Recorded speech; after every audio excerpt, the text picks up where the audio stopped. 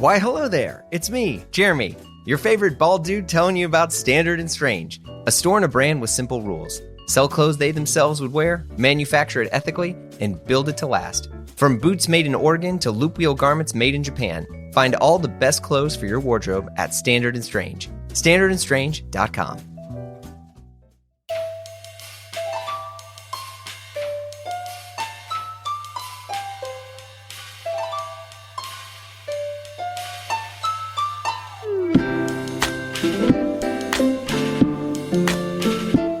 Hey folks, it's Jeremy Kirkland. You're listening to Blammo. Another week, another pod. But hang in there, folks. It's getting cold out there. And there's nothing to look forward to holiday-wise, but, sunshine, I guess? I don't know. But at least you got the post-holiday sales going. Anyone going nuts? Every year I find myself throwing a bunch of stuff in my cart, only to be like, every year, that's such a lie, every week, but only to be like, wait a second, I already own something like this. I mean, unless it's outerwear.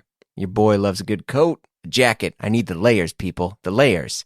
But speaking of the layers, and many layers there are, they all belong to my guest this week, Andreas Larsson, creative director and partner of Berg Berg, a brand that, I mean, they just seem to nail it with everything they do. Really, really love that brand right now. But yes, the layers. Okay, so we recorded this the other week in Florence, Italy at Pitti. And by the way, if you want to hear a Pitti recap, I did a solo pod on the Patreon, so check that out. But I never formally met Andreas before this pod. I love first impressions because his was quiet. It was confident. It's relaxed. You know, when you meet someone who's into clothing, you're always asking yourself, like, are they nerding out with what I'm wearing as much as I am with theirs? And the answer is almost always no, because no one cares as much as you do. But man, Andreas, he was just cool. Like, I could have hung out with him all day. His style was amazing, but he speaks with just a ton of patience and wisdom. Really cool dude. We discussed the Nordic perspective on clothing, why he walked away from football for fashion, building Berg Berg, getting fits off a Pitti, throwing clothes in the Disney vault, and why he's able to get dressed so fast every day. Let's dive in. Okay, you can demystify this for me. I think every country likes other countries' military stuff better than their own. Because I have the Swedish military wool cargo pants. Do you know what I'm talking about? Yeah, I think so. But I think in general, I mean, you have another like connection to things that you haven't like seen close to yourself, or I mean, like talking to your parents about the style. They hate wide cuts, while we love it because we have another perspective because we didn't wear wide fits ourselves earlier. Yeah. Well, they still think that like slim fit. That's how to do it. It's that's amazing. That's got to be a Swedish thing though, because I feel like adults in the States, or at least with my parents, clothes and how they looked was it was always an afterthought. Not that they like looked like shit. I mean, I want to be clear, but you know, it sounds like there's a bit of perspective where, I mean, you're actually having a discussion on how clothes should fit with your parents. Yeah, but I think that's Swedes are trying to stay up to date and be conscious about what they wear. But like my parents are still like, is this nice? And like my dad is all like, he's so happy when I give him some old stuff, and then he goes to work and say, my son is a designer and he styled me. Like, fuck me! Don't give me a mention for that because I didn't make that combination. Or I mean, that jacket with those trousers. No. Wait, what do your folks do? No, like regular jobs. My dad works at the school now, and my mom works at the dentist. So okay, like regular works. So growing up, there was no, you know, this isn't some age-old tale where my father gave me my first jacket when I was 10. Yeah, so I always been loving tailoring. No, but honestly, I don't know. I always like to try to find my own path. Mm-hmm. If it's been football or soccer, or if it's been like clothing. I mean, just trying to figure out what I like, not really caring about if it's this or that. And I'm from the north in Sweden, mm-hmm. which is what city in the north? Sundsvall. Have you heard of it? Nope. No, so it's more or less in the middle of the country, but it's classified as the north. So it's like 400 kilometers from Stockholm. Okay. But it's like quite a stigma. I mean, if you're in the textile industry or like design, I mean, that's not even possible. It's not like a real job. Maybe working in a retailer, but I mean, I wouldn't even guess that you could work as a like creative director. What's that? Yeah. For me, like, okay, either I become a lawyer or like a football player. That's okay. That was my world. Okay. And look at me now. That's well, I mean, look at you now. Yeah, you're pretty successful. no, I mean the opposite. I mean, I'm not a lawyer. I'm not a football player. Well, yeah, the creative director though, that's up there. Yeah. So I mean, how did this stuff happen? Because at least for me, right? I first saw Berg Berg. Well, I mean, I'll go back even further. I think Sweden and Nordic culture and Scandinavian culture has always been, for like the past decade, the most welcoming, and I would say kind of like leading the whole new vibe of younger guys wearing suits, tailored clothing, having a strong opinion on it, being okay with every influence from Italian to English to, but then also doing it in their own way. And I mean, I went to Stockholm once, and everybody there looked amazing. Now, I've talked to other people from Stockholm, and they're like, "Yeah, but that's Stockholm." But it was just like, yeah, there was and such also a strong... Stockholm. If you, I guess you walk like the Nybrogatan, which is like the main street on the finest area. Where I mean, and that's like worst case. People wear like low cut trouser, but still in a quite nice fabric, and then like a Patagonia vest. I mean, yeah, that's like worst case. Yeah, and then I mean, and then there was like Acne, which obviously is still a brand, but that was like earth shattering to so many people. They were like, wow, like, and this is out of Sweden, and at least, bizarro, arrogant New Yorker American stuff. I mean, people were just fascinated by it. And now, in my opinion, I think Scandinavian culture in Sweden has really kind of led the way of this new era of dressing, into which you don't have to be, I'm air quote, like a menswear nerd to wear clothes that fit, or to have good combinations, or to, this like newer sort of earth tone. Because it wasn't like Laura Piana, and it wasn't like rich guy culture. It was, you could wear this stuff and still go have a drink, or you could wear this stuff and be a person who's a runner or an whatever that is. And like that, like kind of, for me, and I think a lot of other people, they were really shocked by it. And even now, I don't think people realize it until they're kind of having this revisionist history moment, in which they're like, oh yeah, a lot of that actually was from Sweden and Scandinavia. Yeah, but I think we have so many options that, I mean, even the guys that doesn't really matter about like clothing in that way, they're still like the lowest level is quite good, because you have so many options in brands and stores. So I think like it's quite hard to dress really bad. I mean, in that case, you should be like, okay, not buying, and I don't know, trying to avoid. Yeah. Well, and vintage culture too, like you had mentioned Broadway and Sons before we started recording. And, for a lot of people, they were like, I mean, that's one of the best vintage shops in the world. I mean, and it's... Yeah, and I think, I mean, they have been in the business for a long run, and now with the Sons working there now, it's even tighter and even better selection. But I mean, that's also like to have a curated vintage store rather than like just a lot of stuff. Yeah. I mean, that's what you're paying a bit extra for. Yeah. That they have made this selection for you and telling you this is what will look good, rather than like thrifting and like trying to like find something in a pile of shit. Yeah. So, okay, so let's jump back. So you grew up in the North. The jobs for you were saying it's either like lawyer or athlete. Yeah, it sounds like you did the athlete thing for a bit though, right? Yeah, tried. But that's also when you're young and naive, and you have like no idea of what you're gonna do, and you like football, you're okay at it, and then like, okay, this is what I'm gonna do, and then you realize, okay, I might be able to play at some sort of semi-professional level, but I mean, I have friends doing that, but like professional. But I mean, you can't live on that money for forever. I mean, if you're not super right. good. And then I started thinking, okay, should I put this much effort? I mean, at its worst, I train like 12 times a week, and for what sake? To become a like mid-level football player in Sweden. I mean, that sounds pretty good to me. 28th best league in Europe or something. I mean, and then started thinking, okay, what do I want to do? And maybe I want to focus more on school instead of like putting that hours into football training. So I more or less quit, and then I applied for school in Stockholm, which was the Royal School of Technology. Ooh, I thought, Royal. okay, yeah, the Royal School of Technology. I thought this would be great. Like 5 years, it's great education. My parents will be proud of me and whatsoever. And then I was like, 1 week, fuck me, this is boring. This is so boring. Yeah. Should I do this for 5 years? Ouch. No way. Yeah. So like, okay, after a few days, I'm like, I'm not going back. And then I had to start thinking, okay, should I move back to Sundsvall? That would be a shame more for me, my parents, to tell that to my friends.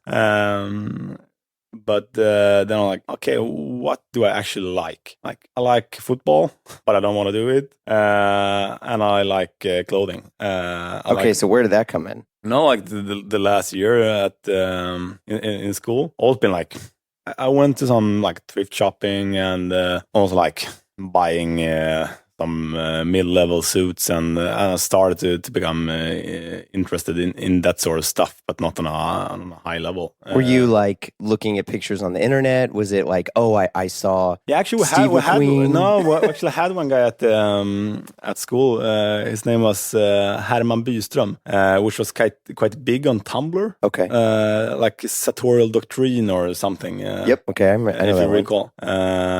So he actually went like one class over me, and I think that's what I didn't dress like him, still some sort of influence that you could do something else than big logo prints. And at that time was a lot of like, oh, this is Tiger of Sweden, this is Acne, this is right, this or that. So the interest was more like, buying into quality was not buying into quality, it was buying into brands. But I mean, that started it all, I think. And then I had so when I went down to Stockholm, I was like, okay, I have to figure something out. And then I had something in my mind that a friend's dad worked as CEO at this the company Tiger Sweden. Yeah, very familiar. And took that from a sleeping company to something real big. And I'm like, oh, maybe you could do this for real. Mm-hmm. I'm like, yeah, but not like I'm going from a few days at the Royal School of Technology and then working as a CEO. It's quite a jump. So like, okay, I have to apply for some like sales clerk's job. And okay, yeah. And 1 week later, I started work at a small company, and after that, it was quite a quick journey into like working with like mid-level ready-to-wear tailoring at a Swedish company named Oscar Jacobson. Okay, where I stayed for quite a long time, both as a trainee during my studies and also working like extra in a store.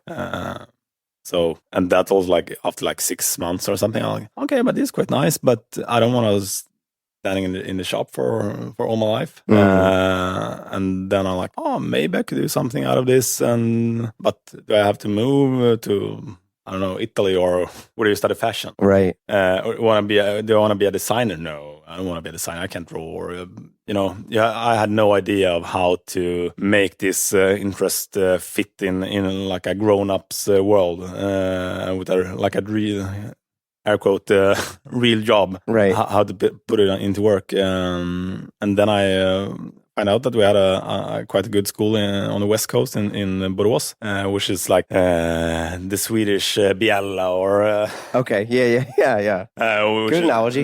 Yeah, known for their textile industry, and So you went to school for this? Yeah, so when I went to school to study textile and textile development. So that's more or less the background. So what sort of stuff? I mean, because I think everyone knows what textile development is, but if you ask them to explain it, they would say, "Well, it's developing textiles." Like, what were the things that you learned there? That's correct. Well, like, what were the things that you learned there that made sense? But it was everything from like the standards in garment making to like one of the first things we did was to have a course where we made like a child trouser, and it's not like I can make a pair of trousers now, but it's a lot of like getting understanding of what goes into a garment. Everything from warping the machines when you're weaving until washing and cutting, sewing, to have like the understanding and knowledge of everything. So you weren't like, oh, I was just a guy who was a fan of Tumblr and I found some cool fits and I worked at a job and then I just copied those fits and then I told everyone I was a creative director. Like there was training in this. There was. Yeah. Because I feel like a lot of people sometimes they want to be humble and they want to act like they fell into it. And I think more people don't realize that a lot of the people that where they're at, there was a lot of work into it. It was not an accident. Yeah, but in some ways, I mean, it wasn't like, as I said before, when I was 15, it wasn't like, I want to become a creative director at but who knows Scandinavian what they're doing at fashion brand. No. I wanted to be an astronaut. Good luck. I'll still go to space one day. I'll figure it out. No, but I mean, in some way, I mean, you stumble across things, and I mean, you never know. But I mean, of course, it was like I took the direction myself, of course, with school and studies in both Borås, and I was staying in Torino for like 7 months. Oh wow! Okay, so you came over to Italy. Yeah. At a Politecnico di Torino, which is like also like a bit of technical university, but also with a bit of textile. Did you have to learn Italian? That would have been the best, but I didn't. But it's, at the same time, I talked to some. I had some connections through my work with Vitale Barberis. So wait, like, pump the brakes. What do you mean your work with VBC? No, so actually, since I was working at the Swedish company, I don't know how it happened, but I was like, come on, let me work at the headquarters. I do it for free. And they're like, yeah, we don't know if we have capacity for it. I'm like, come on, if I could get some clothes and I just could work 2 days a week or something when I'm not studying. Okay. And they're like, okay, let's do it. And then I went to, because the headquarters was in the town where I was studying, and they also had a office in Stockholm. And I happened to be there like 2 times when Andrea Perino, that used to work for VBC, went there for some like training with them. Yeah. So he thought that I was like a real professional. So when I reached out to him, I'm like, I'm going to Italy and I would like to maybe be a trainee or just visit a factory or something. Would that be fine? Because I would be staying in Torino, which is very close to Biella. And I'm like, yeah, I don't understand. Do you want a friend to come to visit the store? Because you have this real job, so why should you go and be like a trainee at VBC? I'm like, no. This is not my work. I'm just here. Right. And then like, okay, let's figure something out. And then I went there like once or twice a week during those 7 months, and I watched all the steps in the production and traveled with him through Europe, visiting clients. Oh shit! Okay, that's also something that, I mean, there's one thing to be interested in and apply for things, but I've been trying to like, okay, what can I do to get more knowledge, go a bit deeper, go a bit faster, rather than like applying for this internship after my studies. I try to like do it while I've been studying, because I'm like very like driven. Yeah, I'm not driven, but like to do it for real. When I'm done, when I was done with school, my plan was like, okay, then I start to work for real, because I had a lot of friends working for like bigger fashion companies like Acne or at that time Alexander Wang, and they worked for like 6 months for nothing as an intern, like moving to New York, living the dream, air quote. He air quoted that, yeah. And I mean, they had like $1,000 a month. Yeah, that's. I think that's illegal now. Hopefully. Yeah, I hope so.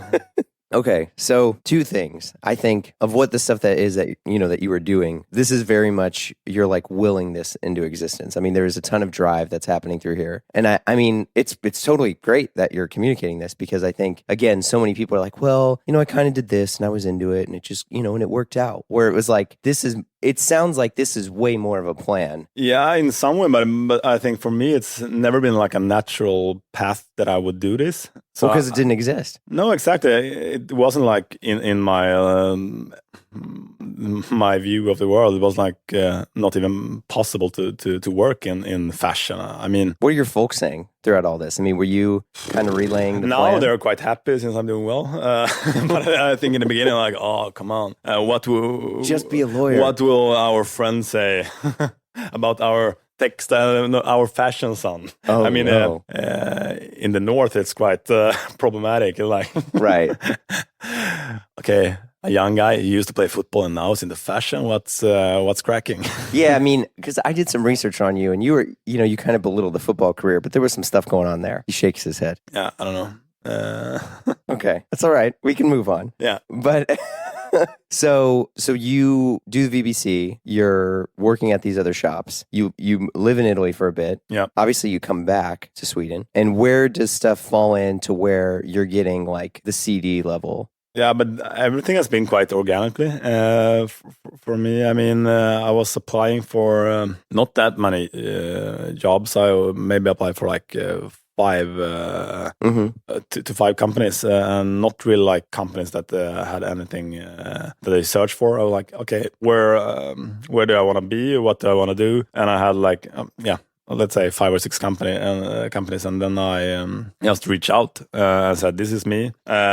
This is the name your own job sort of application, right? Yeah, and I was like, I don't know much, but I have a big willingness to learn more, and hopefully I'm like a unpolished diamond that you want to be like help out, and I will help you out in the future.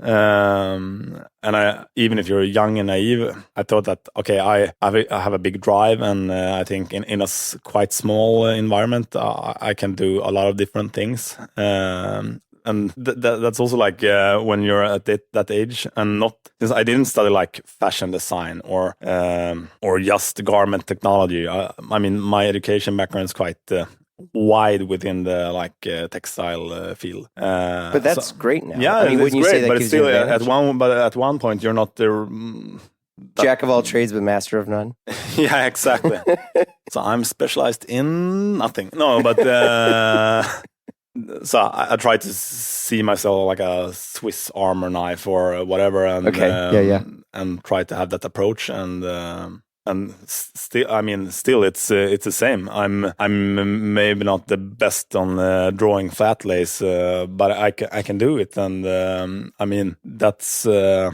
But I think that is more important now than it is being, especially now where I think we're in an era where there is no, unless in like a very traditional stuff from like medical and legal, right? Where it helps to be extremely specialized in one vertical, to where now the advantage is knowing enough about everything that you can communicate in the language, for lack of a better term, of what each person needs. Going to a design team and referencing how the tech pack needs to be is one thing, but then also being able to style that, being able to, I think that's a far greater skill set. Yeah, and I think it's quite cool that, I mean, our design team is more or less, or the whole creative team is one person. So it's a lot of different hats during the day, but it's still not having to like call someone. Could you make these small adjustments? Okay, let's do it myself. Or I mean, it's good enough. Yeah, I mean, and it's interesting too because it sounds like you're really good at selling yourself to yourself, but there was some hesitancy. There's no options. And selling yourself to someone else. Yeah, because you were like, I just did this, I did this, and then you're like, well, and then I reached out to these folks, and I was like, well, I'm kind of good, I could do this.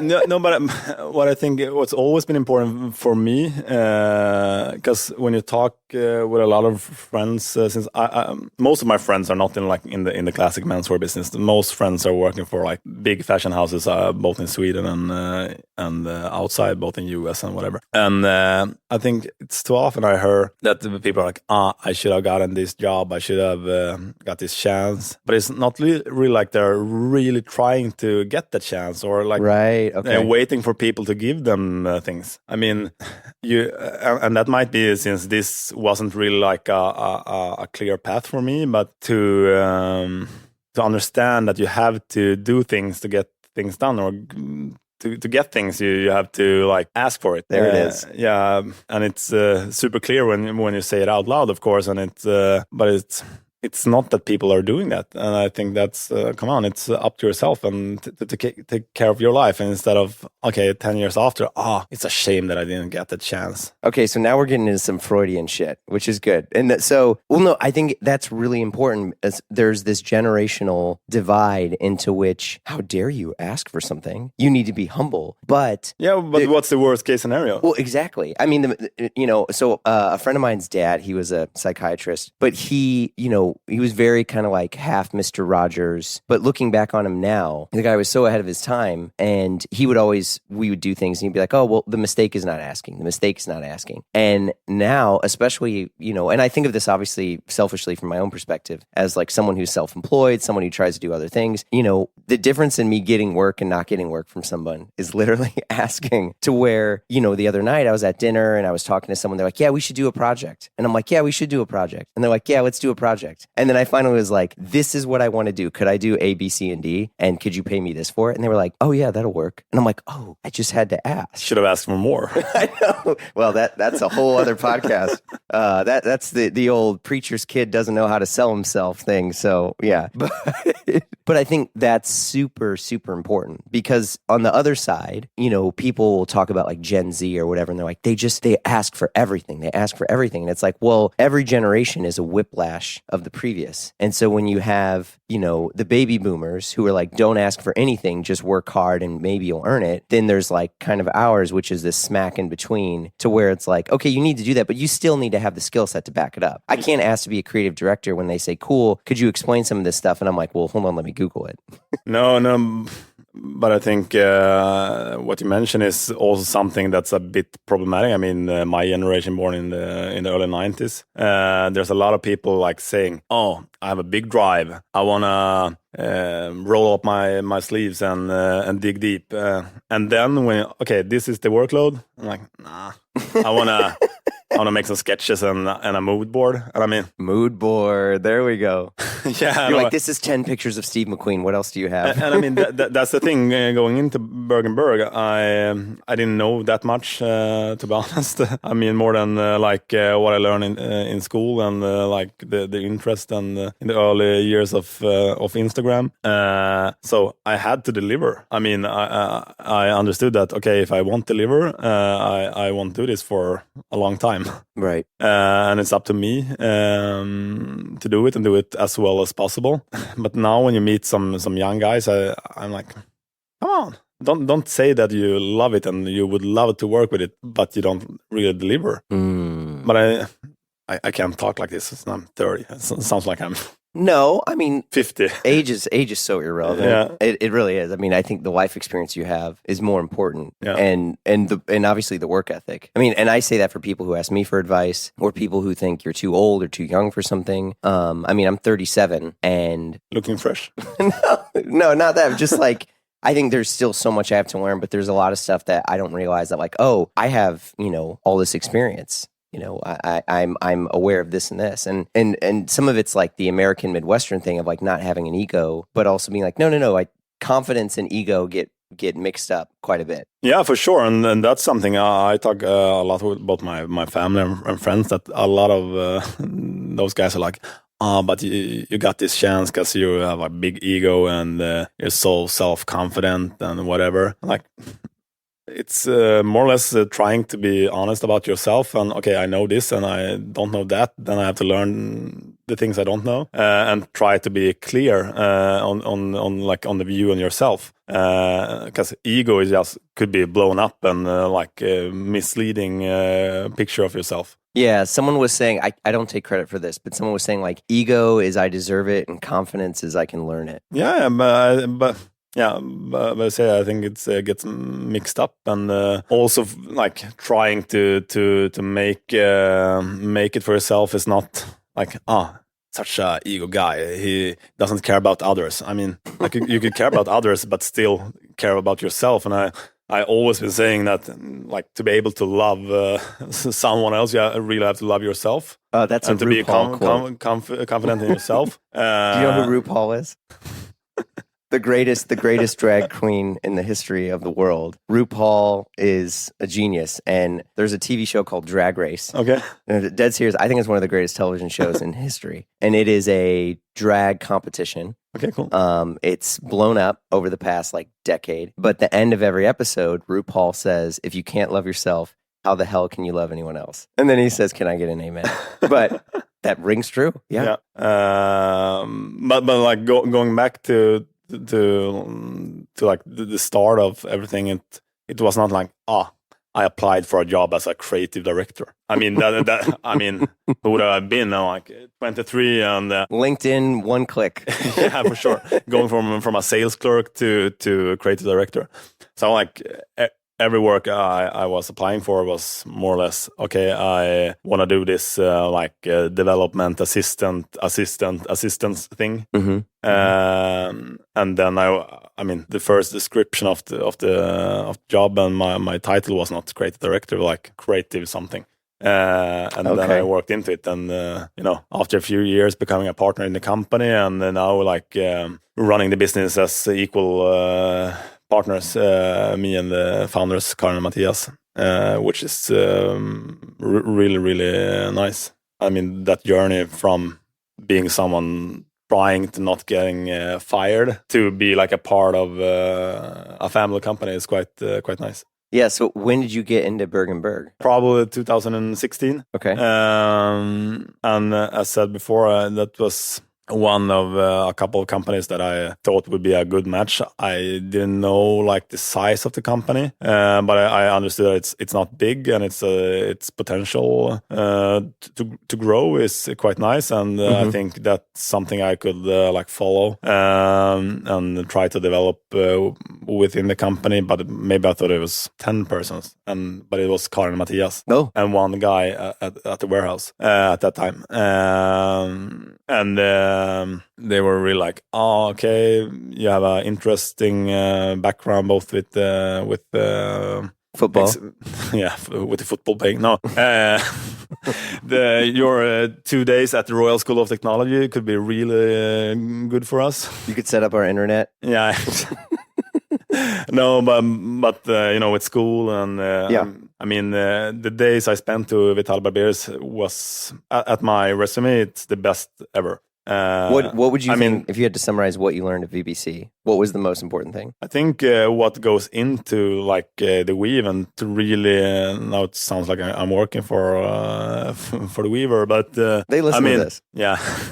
No, but it's the main ingredients for a good garment is like what goes into the fabric. I mean, that's nothing you can cheat on, and how many steps, everything from going to the facility where they shave the sheep and wash the wool and everything. So many steps, and overviewing everything, and the quality control. And I mean, when you understand all those steps, I actually question how it could be. I mean, even nice fabrics could be, air quote, that cheap. Right. Because it's so much work, so many people. And then it's like, okay, 25 euros meter. Right. I mean, yeah. Well, there's amortization that's built into some of that. But yeah. But at the same time, yeah, I agree. Attention! Do you even loop wheel, bro? Do you know what loop wheel garments are? Look, I actually didn't, honestly. I was just like, oh, it's a flex, or it's this special kind of cotton. But no, The folks at Standard and Strange dropped a ton of incredible knowledge bombs and their incredible loop wheel tee, made in Japan, of course. Back to loop wheel.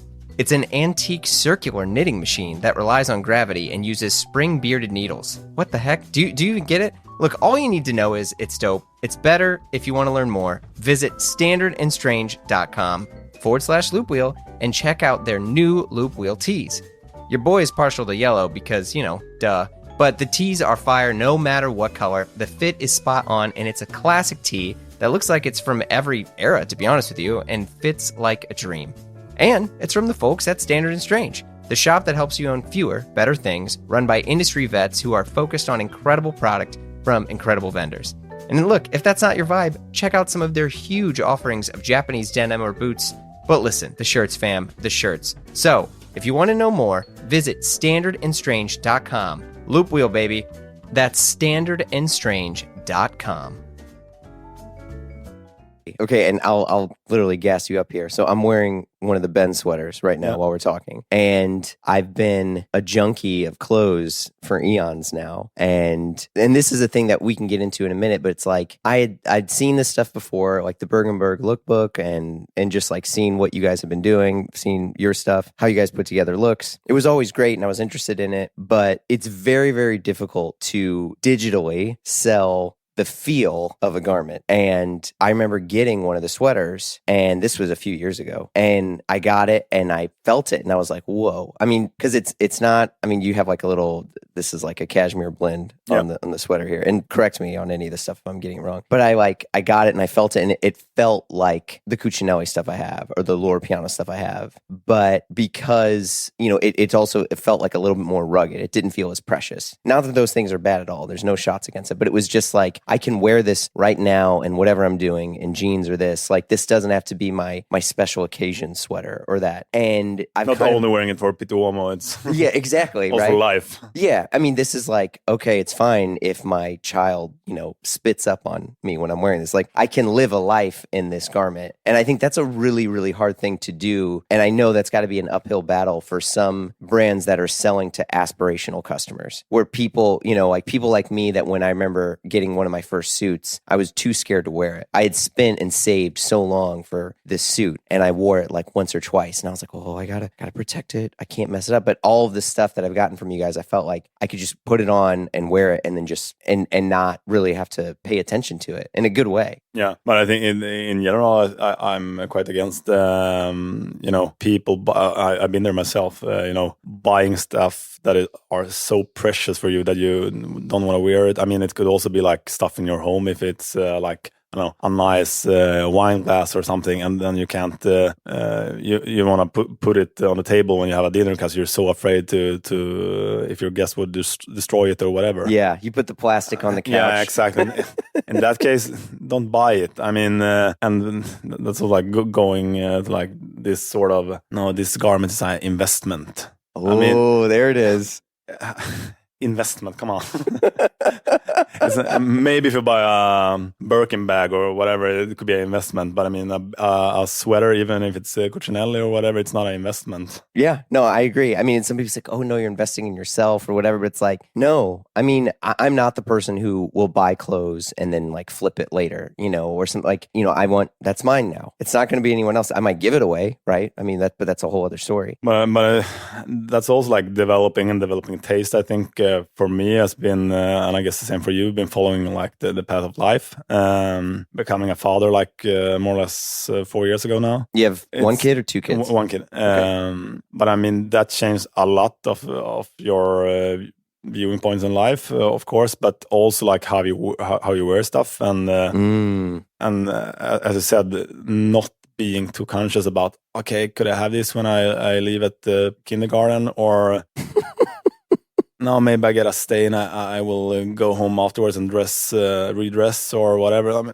it's just it's clothing, and it should be nice, but it should also be wearable and washable. Bingo. Yeah. And also, I think the memories you get from stuff make them more special. And I'm realizing that more now. Like when I was younger, I learned this from my mom. Like when I was younger, I was like a little shit, but I was ticked off at my brother, and I wrote his name on this dresser that my parents had bought, like a very nice, like solid wood dresser. Yeah. And I was like, fuck my brother, this is so stupid. And I wrote Sean, and my mom was like, Sean, why did you write your name on this? And he was like, I didn't. And, and obviously my mom figured out it was me. And my mom told me, she was like, that's one of my favorite things. I ruined that dresser. But to her, she was like, you made it, you made, now there's a memory of when her dumb kid was trying to like have fun. And, and funny enough, karma or whatever you want to say, my 5-year-old wrote her name on my Eames chair. Oh, that's nice.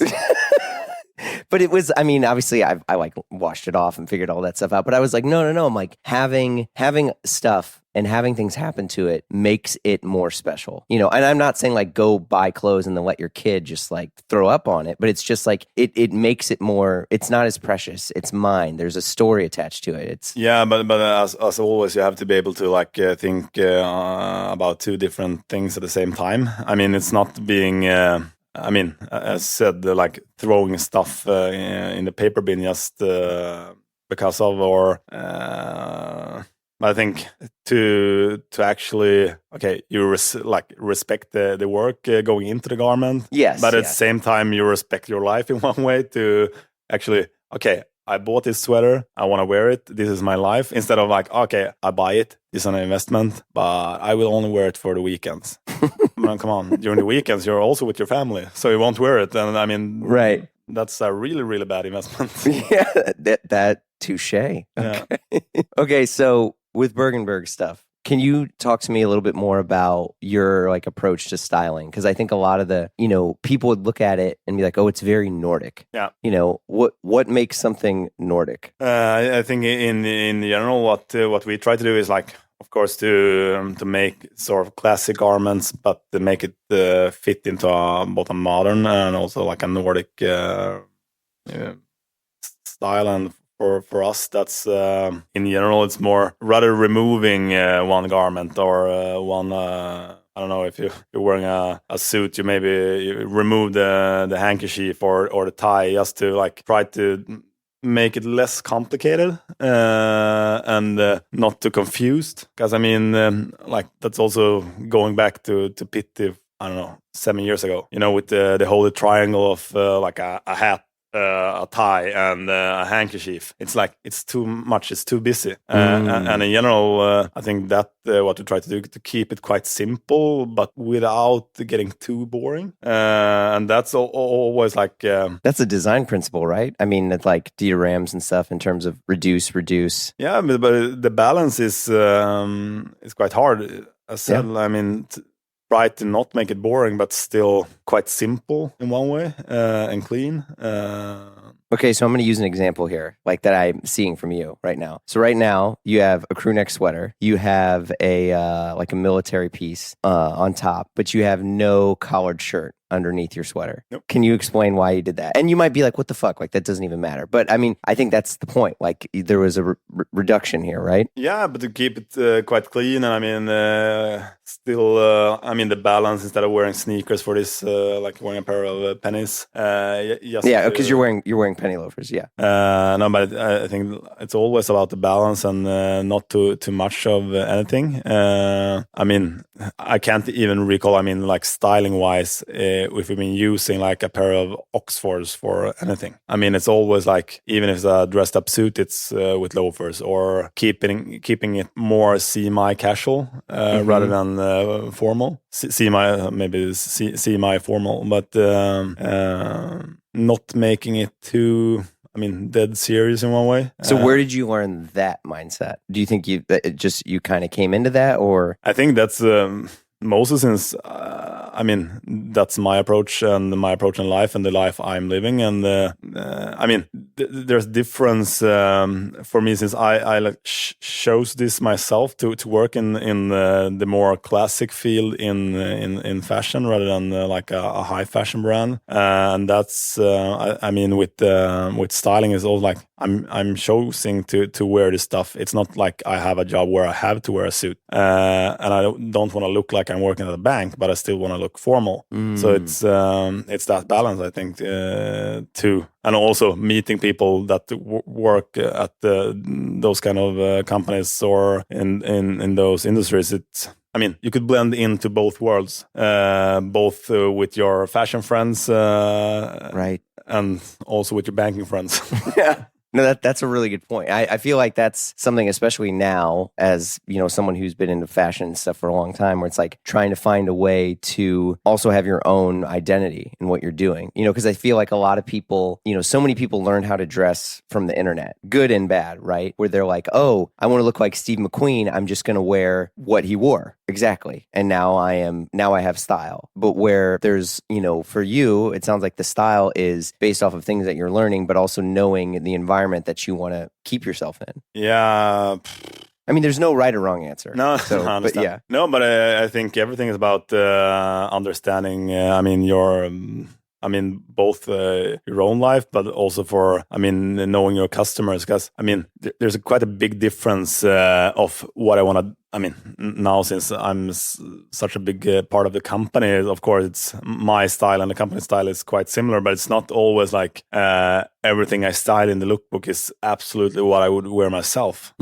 Both because of my complex, since I'm pale and I used to be a ginger, now I'm quite bald. But I mean, you're not quite bald. You just have short hair. That's okay.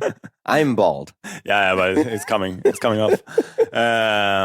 But I mean, I think that to be aware of that difference to like, okay, what I was going for was the fact that to style things for yourself and for the brand is also different stuff. To like give the brand a purpose and what I mean in general. You try new stuff on yourself and then you see, does this work or not? Usually not.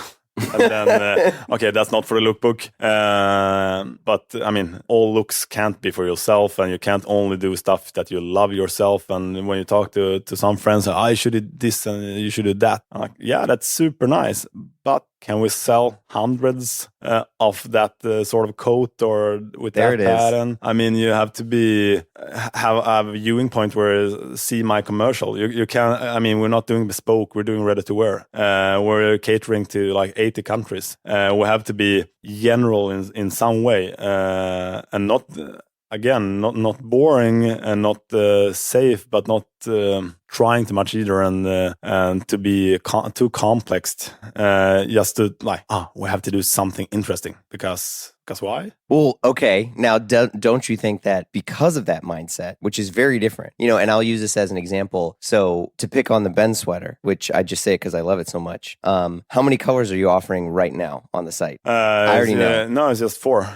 4. Yeah. So now in an era of something for everyone, customizing everything, you know, you look at, say, another brand, you know, we don't have to call anyone out, but like they might have 16. Yeah, I have a friend that had a description of another company that was they're like catering all for all. Which, you know, and I think like that's a thing, right? And everyone's like, well, there's something for everyone. There's something for everyone. And it sounds like for you guys, there is something for everyone, but you guys are not trying to be everything for everyone. No, but that's also something that have changed during the last couple of years, and that's also to understand the difference. Also being a online company, since we're only selling online, and if we would have a physical store, we had a salesperson that would really like try to give people understanding of why to choose a sort of a color for your complex or whatever. That would be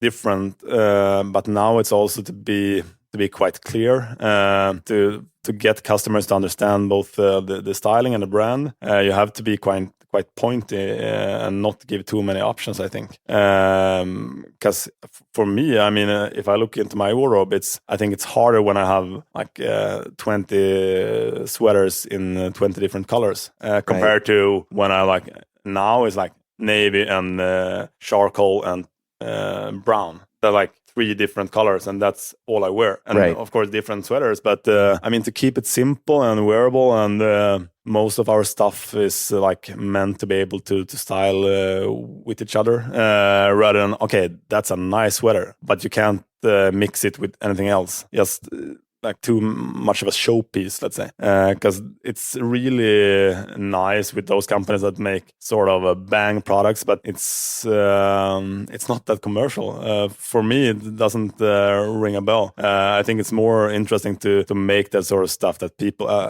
will wear like 2 days a week or 3 days a week, rather than something they wear once and then like, I can't wear this purple sweater because people will think about me wearing it last time. Or Well, but also you have, last year you did have a red sweater. Yeah, but and this year you retired it.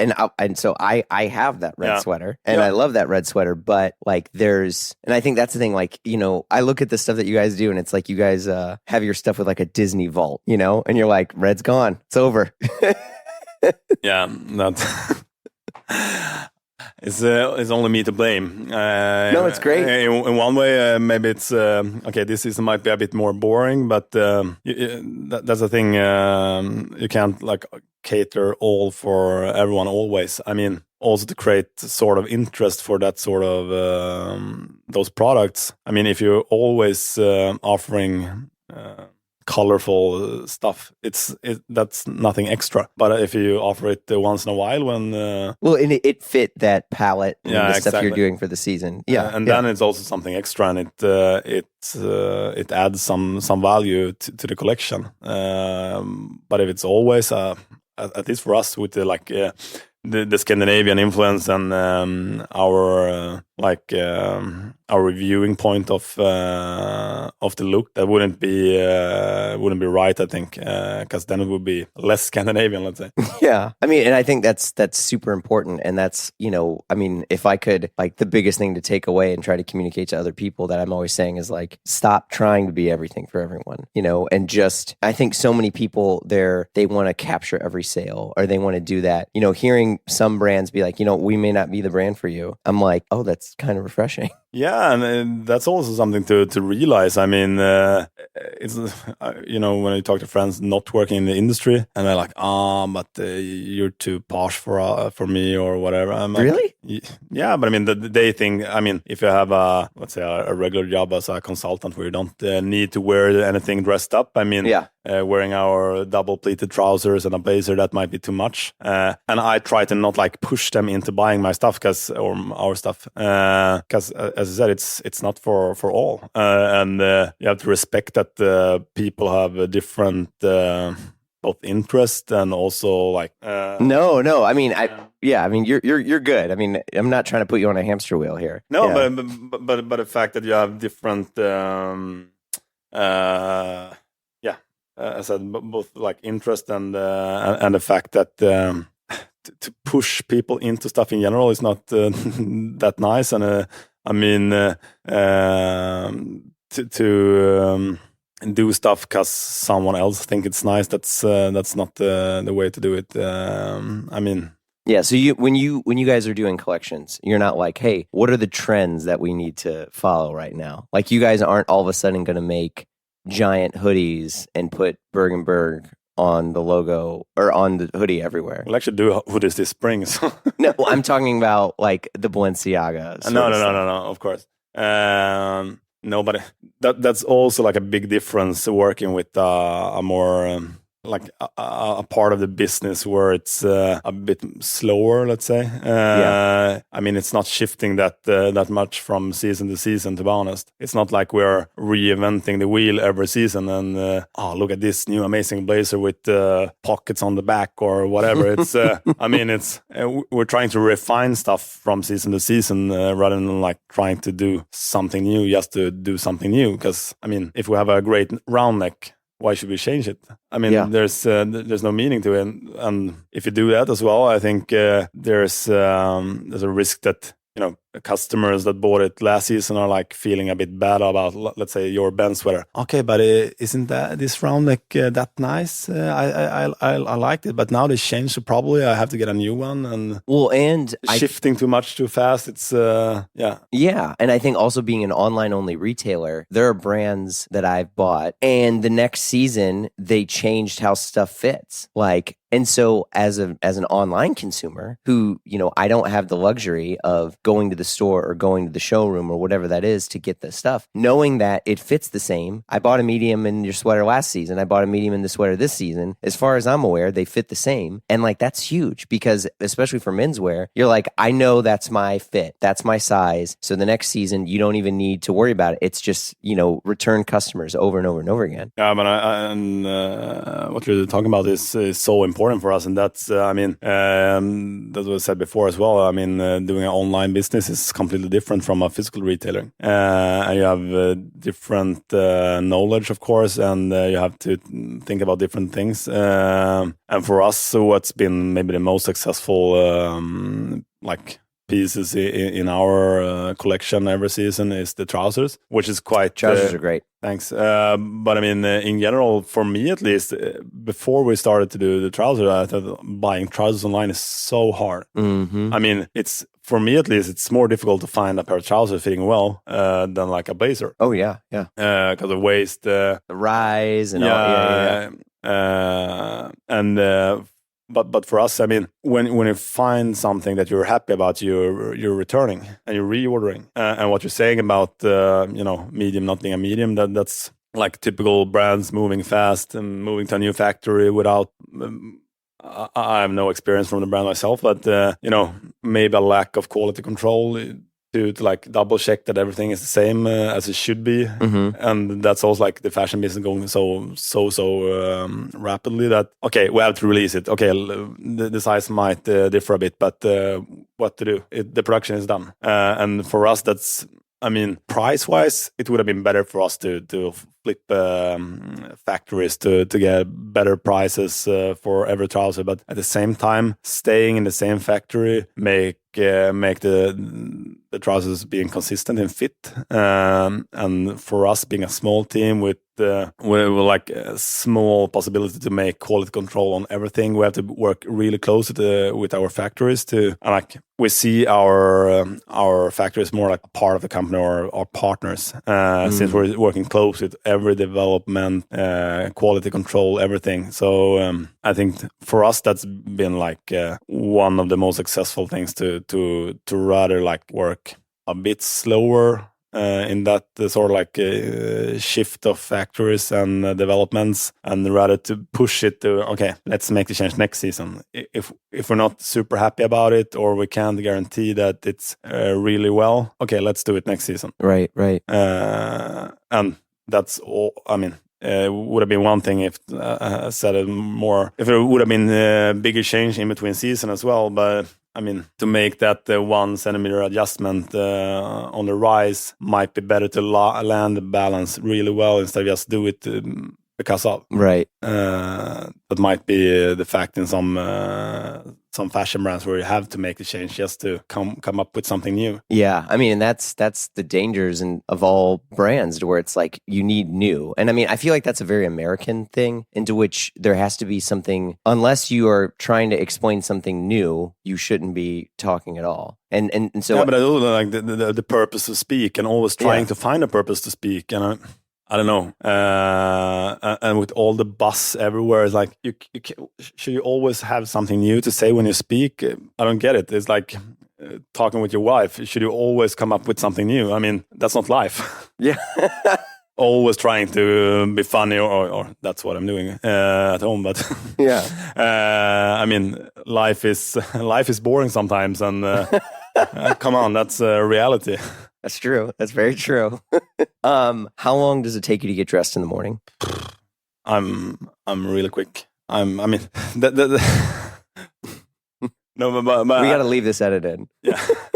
No, but I think it's quite fun because when you talk to guys and both interviews in magazines and pods, it's all like, no, so I prepare myself the night before and I put it all together and yeah. For me, it's more or less, okay, what am I going to do today? Okay, let's grab something from the wardrobe. So it's very quick. It's 15 minutes? You're kidding? It's more like 2 minutes. Really? Yeah, for sure. I mean, Damn it. I mean, and going here as well, it's more like, okay, let's throw some stuff into the bag and.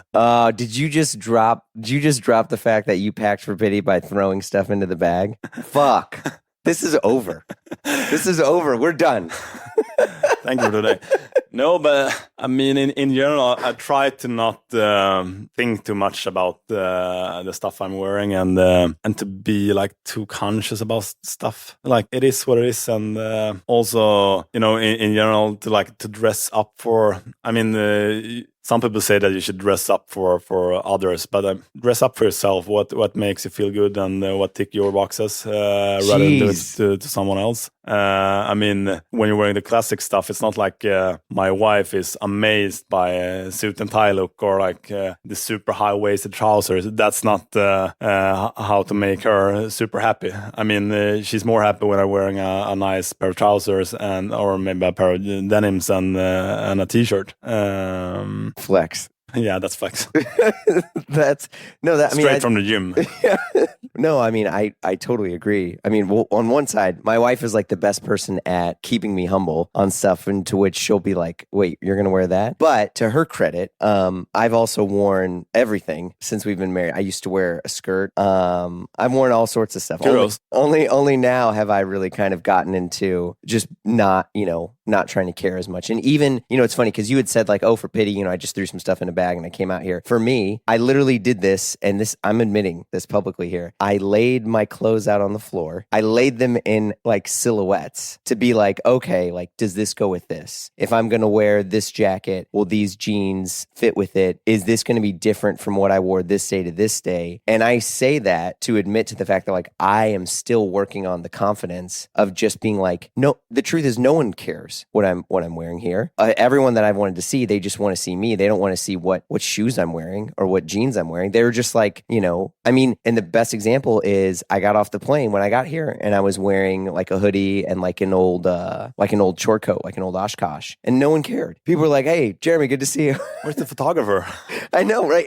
And so I say this lovingly and admirably, where like I'm trying to get more to that thing. One, to have less options, but two, to just be like, look, I'm just going to grab whatever's in my wardrobe and that's it. Yeah, but I mean, that was not really what I meant either. I mean, let's say I don't have that many options. I try to keep the wardrobe quite clean, and because when you're into this, you have to like, of course, try the new stuff once in a while, but like one in, one out, just to keep it simple in the wardrobe. So what do you do with clothes when you're done with it? You just give it away? Yeah, usually for family.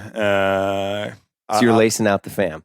But the thing is, I mean, the family, my father needs new stuff to stay in good shape. But yeah, and also, I mean, like reselling it would be crazy. I mean, well, sure. But I think going back to all like this styling thing for myself, it's also, I think one of my strengths in general is that one, I'm not really that stressful about things like going to Florence. Like, okay, it's a nice event. We meet suppliers and whatsoever. It's not like going here to get a nice picture outside the Fortezza. I mean, that's what I did when I was wearing my green Casentino 7 years ago.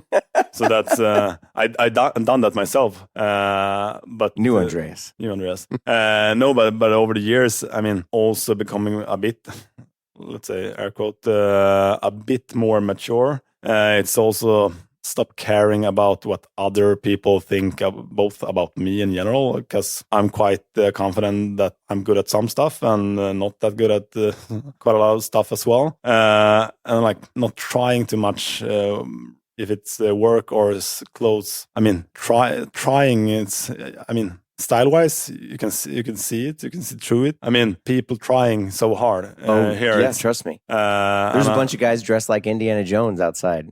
Yeah, exactly. And And in general, I think people should do what they like. If it's, I don't know, playing bowling or if it's dressing like a freak show. If you like it, do it. But yeah, That's not you. That's fair. That's fair. Who would be a non-fashion, like whether an actor or musician or whatever, that you would say influenced you? You're talking about style-wise, or like in life in general, or whatever, however you want to answer it. I think for me, might sound boring, but I mean, for me, one of my biggest inspiration has been my grandpa.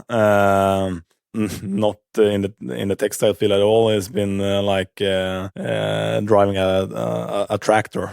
Hell yeah! But always been working hard, very loving, and taking care of the family, and really like a family first guy. Even if he's been working hard, staying away for weeks for work, always like when he's been there, is there. And I think that's something to keep in mind when you have a family, and you also try to have a career, and that balance to both when you're at work to actually work, and when you're at home you try to stay off the phone sometimes. And when I talk with my wife about that, like to spend like 10 pure minutes with my son playing on the floor, for him that's like something special, and he will really set a price on that. And because some days you're like, oh, you're so tired, just staying in the couch after work, or you're sitting on the floor with the phone, and then you realize why. Just be here, be with him, and because he will be so happy about it, and when he's happy, I will be happy, and yeah. Super boring. No, it's not. It's really beautiful, and it's something I think. I mean, I definitely am convicted of. Like I was getting a little emotional hearing that, where I probably am not the best at that. You know, like I love my kids more than anything, but sometimes I'm so terrified of not being able to help them, and I'll work, and then I realize that the point is to be there. You know, in my head I'm like, no, I got to work for you, but in the same time, like my kid doesn't care if like he cares. They care about being with you, spending time with you. You being present. Yeah. And also, I think it's always hard when you're traveling for work, for example. So, so this time actually, I brought when we're playing in like a big garage where we drive the cars, and I have my favorite car from Cars, number 43. So actually, I brought this car now to Pitti. So I have it in my coat. So I'm taking photos with it around the city just to also make him a bit present on the trip, and send pictures to my wife then, so that shows it to him. Also, since I mean, also getting a bit emotional, but since you're longing home, and I mean it's the same for him, but still that he keeps in mind that I'm thinking about him, and that's not only something you say. It's yeah. Fuck yeah, man. That's great. I didn't do that. No. I probably should have. I tried to FaceTime my kid.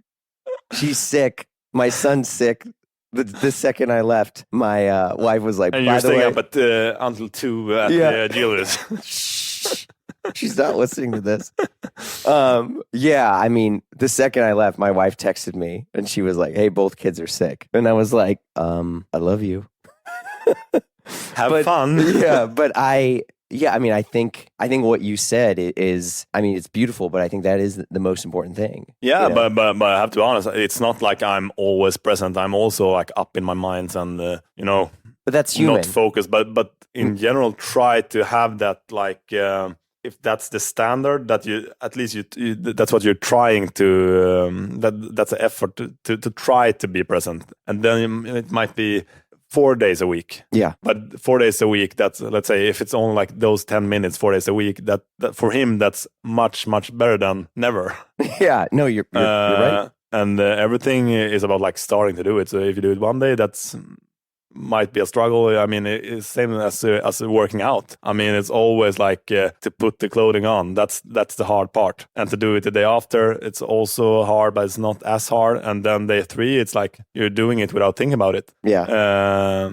everything is getting some sort of routines. You said working out, is that part of your routine? Yeah. Because you posted some pics of you running and stuff. Yeah, but it's in general I try to avoid that because I think I make people sick, and that's something for myself. I'm not doing it for for others. Sure. But funny enough, I love working out. So everything from running to gym. I do some hot yoga. Okay. So yeah, more or less like 5 days a week.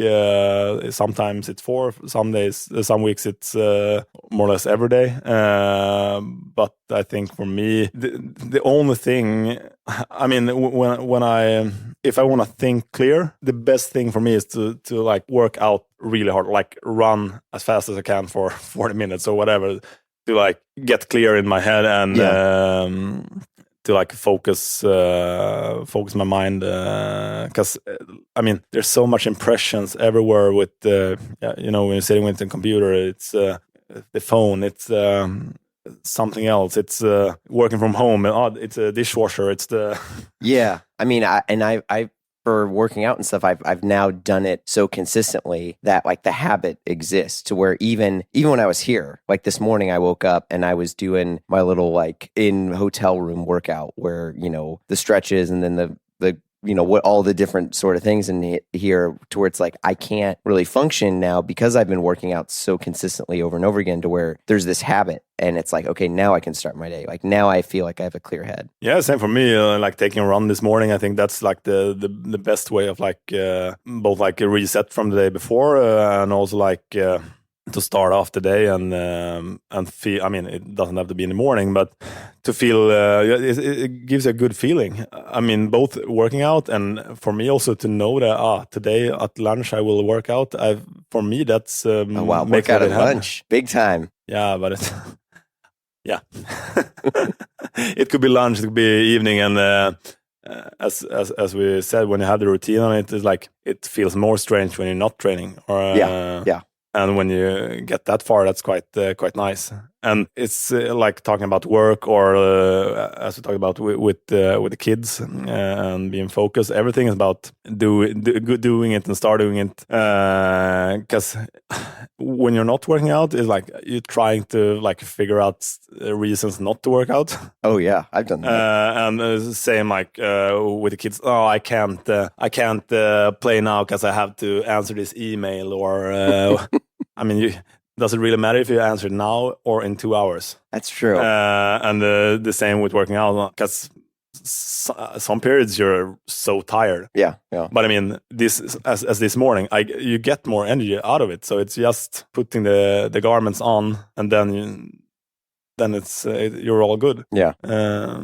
That's great. Well, Andreas, huge pleasure. Love chatting with you. Before we wrap, though, is there anything you want to add or mention that I didn't ask you about, or where you're like, yo, I wanted to tell you that we made the new Berg Berg machine. The new Berg Berg space. Now I will go to space. Yeah. No, but check the site out. No, but in general, I think like don't take everything too dead serious, but still be proud of what you do. And I think that's for me, being in this industry has been quite interesting, going to these sort of fairs, because there's a lot of people like doing this as a hobby, or I used to have this sort of big company, and then I got a lot of money, and then I turned into fashion because I love fashion. But I guess the same for you, to be like this is and connecting to like the football thing that we mentioned before. I'm telling my friend that actually works as football players, like professional football players, that I'm a professional fashion guy. It's quite crazy to be able to actually work with your passion and like earn money from it, and be able to pay really high energy bills for something that I would have spent time on, even if I would have been a lawyer or a football player. Right.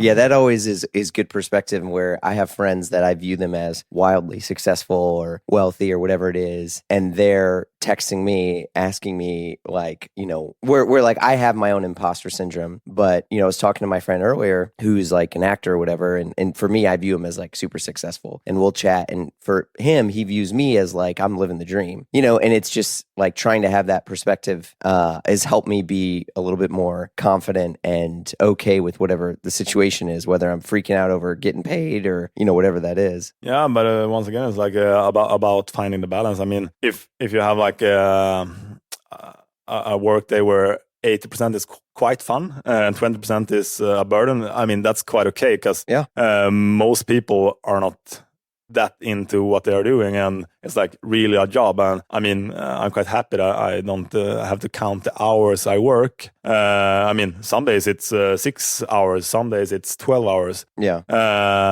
But I it's not like something I really care about. It's getting the work done, and it's not a burden when it's 12 hours, and I don't feel bad about the 6 hour day. Right. I mean, it's, Yeah. Well, that's great. Well, thank you again for coming on. It was a pleasure, and we'll have to do this again soon. Thank you.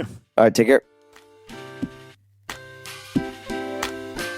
You've been listening to Blamo. Our show is produced by Blamo Media. We're edited by Amar Lal, and our theme music, as always, by the mysterious Breakmaster Cylinder. If you like what you heard, you know the drill. Share the pod with a friend, leave a review on Apple Podcasts, do all the deals and stuff you do when you like things. You can follow us on Instagram for all the hot content, and if you want to talk to us and give us your hot take, we'd love to hear from you. Send us an email at info@blamopod.com. If you want to hang with us and join the Blam fam, visit patreon.com/Blamo, where we have tons of exclusive episodes and our amazing Slack community. Oh, and did I mention we have exclusive shows now? From the Triple J Show to Blamo Presents Derek Guy, it's all in there. Get in there.